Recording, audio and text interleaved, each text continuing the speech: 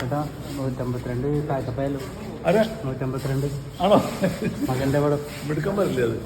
അപ്പം ദിവസം കൊണ്ട് തീർക്കില്ലേ? പഠിക്കും.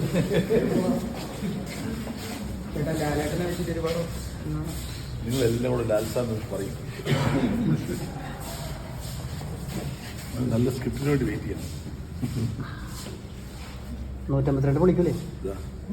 വാസുവിനോട് ചോദിക്കും കാര്യങ്ങൾ.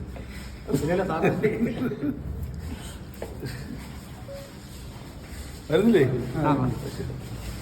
എടാ